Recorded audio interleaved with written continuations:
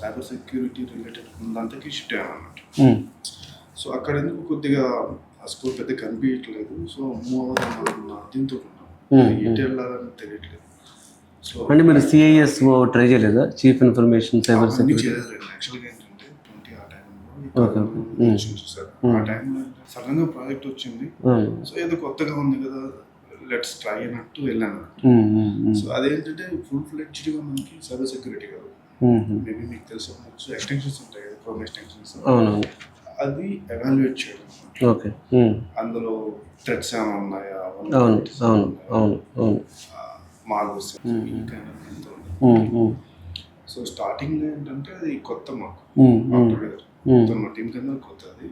So నేను product knowledge తీసుకొని మనం ట్రైన్ చేయడము, దెన్ అవి ఎలా ఎవాల్యుయేట్ చేయాలి అండ్ క్లయింట్ కమ్యూనికేషన్ ఈ ఆస్పెక్ట్స్ మీద దాదాపు ఒక 4 to 5 years ఉన్నాను అందులో. సో ఇప్పుడు ఏంటంటే ఒకసారి చెక్ చేసుకుంటే అరే ఏదో ట్రాక్ మిస్ అయిపోయినట్లు ఉంది. బేసిక్గా నాకు ఉన్నది ఫ్రంట్ ఎండ్ టెక్నాలజీస్ మీద ఎక్స్పీరియన్స్, ఇదేమో కొద్దిగా డిఫరెంట్. ఇంకా నెక్స్ట్ ఎక్కడికి వెళ్ళాలా, ఎట్లా ఉంటుందా అన్నది డౌట్.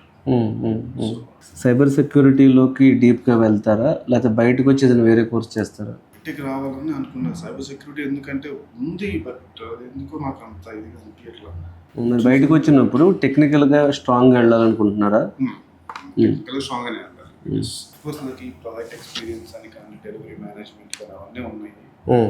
సో మన కోర్ ఎసెన్స్ ఏదైతే ఉందో అది మిస్ అయ్యాను. క్లౌడ్ డేటా ఇంజనీర్గా ట్రై చేయండి. దీనిలో జాబ్స్ ఉన్నాయి, ప్యాకేజ్లు ఉన్నాయి, గ్రోత్ ఉంది. క్లౌడ్ డేటా ఇంజనీర్, దీనిలో గూగుల్ క్లౌడ్ ఉంటుంది, ఎజూర్ క్లౌడ్ ఉంటుంది, AWS క్లౌడ్ ఉంటుంది.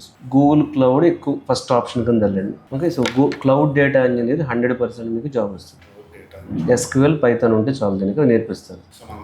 ఉంది. ఇప్పుడు కాల్స్ ఉన్నాయి, మా స్టూడెంట్స్ రెగ్యులర్గా కాల్స్ వస్తున్నాయి, తెలుస్తుంది కదా మాకు, అంటే కాల్స్ ఎక్కడ వస్తున్నాయి ఏంటి అనేది. సో క్లౌడ్ డేటా ఇంజనీర్ అనేది మీకు one of the best option. Okay, thank you.